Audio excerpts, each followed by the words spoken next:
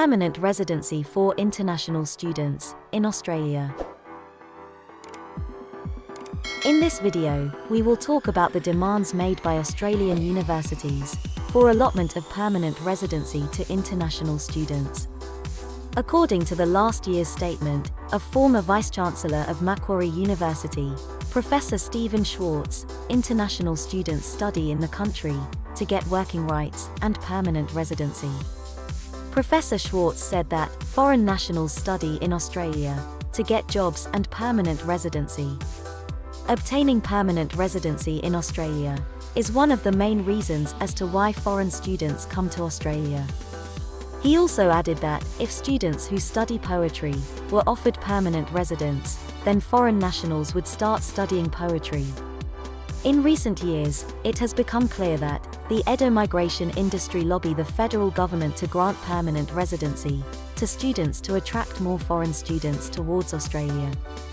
Now innovative research universities, a collaboration between Charles Darwin University, Flinders University, Griffith University, James Cook University, La Trobe University, Murdoch University, and Western Sydney University, have joined the fold, providing a submission to the Joint Standing Committee on Migration's review of Australia's skilled migration program, demanding the federal government better link permanent residency to study.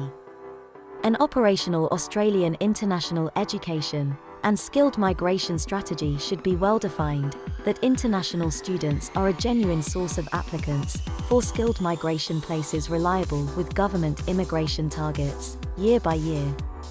We should affirm that obtaining education in the Australian university or any other provider is a positive outcome for a person in demonstrating their relative standing for skilled immigration visas. Also, there should be a pathway for students to apply for residence and citizenship. Australia's education system is an integral part for students as it provides a pathway to obtain working rights and permanent residency. Moreover, the federal government has worked with universities in creating a system that encouraged fee-paying international students by the federal government offering the world's most generous student visa working rights, that is 2 to 4 years, and opportunities for permanent residency. And Australia's universities have lowered their entry and teaching standards so that more foreign nationals can qualify to study in the country. International students are not attracted to come to the country for studying purpose, but to get working rights and permanent residency. In turn, the education industry has become a giant rent-seeking business, where they are allowing maximum number of students to increase fee and profits.